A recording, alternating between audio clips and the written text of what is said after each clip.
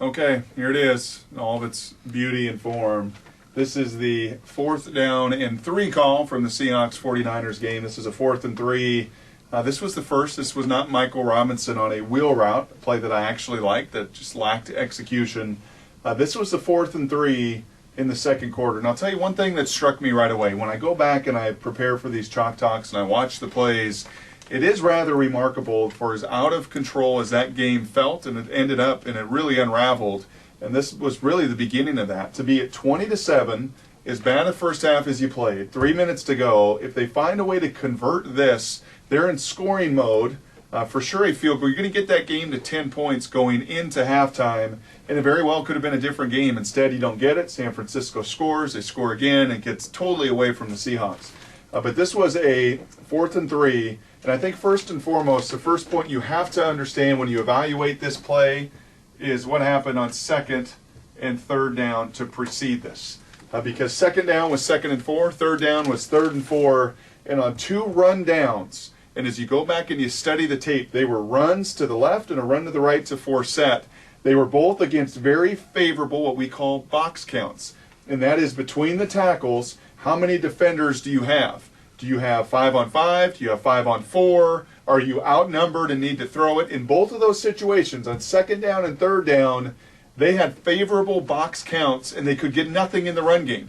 And when you're a coordinator and Jeremy Bates is looking at his play sheet saying, okay, I'm going to design this run, we're going to get this formation, we're going to shift, and I'm going to get a situation where I got San Francisco outnumbered, and I don't even gain a yard on a run play, and I come back on 3rd down in the same situation, I have a hat on a hat for everybody, and I gain 1 yard. Well, now you understand why on 4th and 3, he decides to say, the heck with running the ball, I'm going to get to empty. And that's point number 2 here. I don't mind empty at all, and especially in these situations, because what empty formation does, and what empty is a motion for set out of the backfield, so you have no backs in the backfield. And why you get to empty is because that simplifies a defense, that spreads a defense out. It tells Matt Hasselbeck right away, do I have protection? Can I get this ball out, or am I going to be blitzed? It really slows down all of the schemes that a defense can throw at you because they're limited by numbers when you spread them thin. So I don't mind empty at all. The problem, and the third point, really the killer in this deal, is what San Francisco did.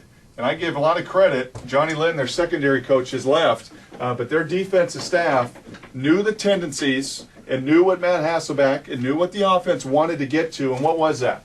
That's this guy. That's Brandon Stokely, who's been the difference maker. Without Mike Williams, he's been the go-to guy. In San Francisco, in essence, double-teamed him as much as anybody can double-team him.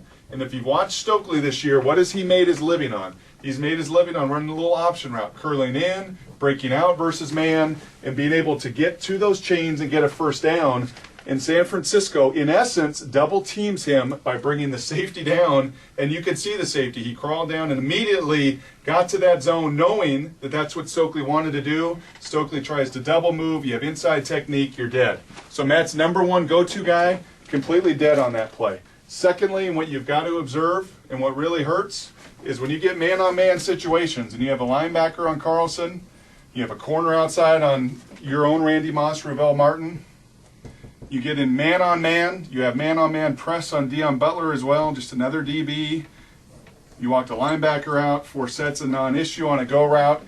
I don't even know what Carlson was running, frankly, because I watched the play 5 times, and he's hemmed up at the line of scrimmage. He never even gets to a route. I think Deion Butler is on a slant, but likewise, he's hemmed up. He doesn't win. When you get man-on-man, and we've seen this how many times this year, unfortunately, you get man-on-man, you get press coverage, you got to win. It wasn't a bad ball by number 8. He tries to give Ravel Martin a shot. It's not the play you want to run. You don't want that kind of low percentage throw, a fade route versus press man with a guy that hasn't even been on the roster this year. That's what they get to. They don't win. The bracket wins, and ultimately San Francisco wins by running away from you in the second half.